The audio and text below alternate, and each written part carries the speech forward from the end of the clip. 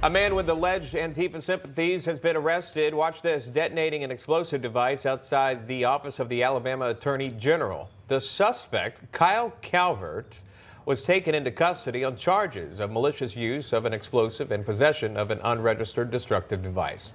The Justice Department saying Calvert had previously posted Antifa content on social media and, quote, expressed his belief that violence should be directed against the government, end quote.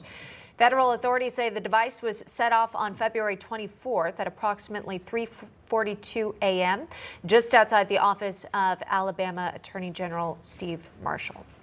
Steve Marshall joins us now. AG, welcome, and thanks so much for coming on today. If you could just give our viewers a refresher of ultimately what happened near your office when this device detonated. Yeah, we sit in a Capitol grounds here in Montgomery with the state's Capitol across the street from our office. And clearly concerning when we learned on that Monday morning after the IED went off that a device that included nails and other shrapnel inside it was found outside our office. I mean, our entire workforce, almost 180 strong, are in that building. Clearly concerning to the people who work here that deal with some of the most pressing issues that we face in our state and our nation. And it was quite a relief when both state and local law enforcement was ultimately able to target the suspect and make that arrest last week.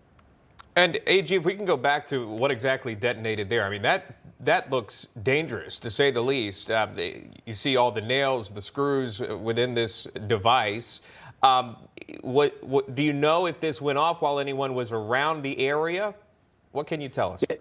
Yeah, it definitely didn't go off when we had any employees in the building, although it was identified by security less than 2 blocks away. We don't know specifically the intentions on this particular device for the suspect as far as hurting people in our office or whether he was trying to send a message and to be able to come back later. But the reality is that he is an individual on social media who's proclaimed his allegiance to Antifa, that believes very strongly in using aggressive behavior and violent behavior to go against a government that he doesn't support. And he's also somebody that has stated very strong beliefs against conservatives, about those in the pro-life movement, and definitely against the church. And there's very little doubt in my mind that the placement of that device was intentional at our office, and particularly knowing the positions that I take and the issues that I'm directly involved with, was trying to send a message to dissuade us from being involved in those issues that matter to the people of Alabama, and I think correctly positioned ourselves on behalf of the people of the nation. Very interesting and unfortunate, of course. In court documents filed by prosecutors, they say that Calvert has expressed his belief that violence should be directed against the government. He's described his inability to control his own violent, aggressive impulses, saying the bombing at the Alabama Attorney General's office demonstrates that his own words and his own concerns were not frivolous. Calvert is violent. He's dangerous, just as he said. If Calvert's released, the danger to the community from a second offense is greatly increased.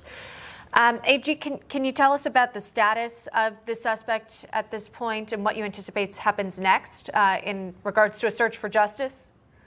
Yeah, the suspect is currently detained, has waived his hearing in which he would make an argument to be able to get out on the streets prior to trial. Our federal partners have been very strong in the issuance of this indictment and being able to proceed with that prosecution. It doesn't foreclose potentially a state prosecution down the road. But this has been a collaborative effort of both federal and state law enforcement. Really good work done to be able to identify the suspect. And the good thing is that we've taken him off the streets, and he needs to be held accountable with a lengthy prison sentence down the road. But in the short run, Alabama is safer as a result of this arrest, and the people that work in my building have much more level of comfort in being able to come to work knowing that somebody who directly attacked us is no longer on the street. Yeah, sure. Undoubtedly, that would make anyone on edge coming to work there, knowing that went off. Thankfully, no injuries to report, and he is off the streets. Attorney General Steve Marshall of Alabama joining us. Thank you, AJ. We appreciate that. Thank you.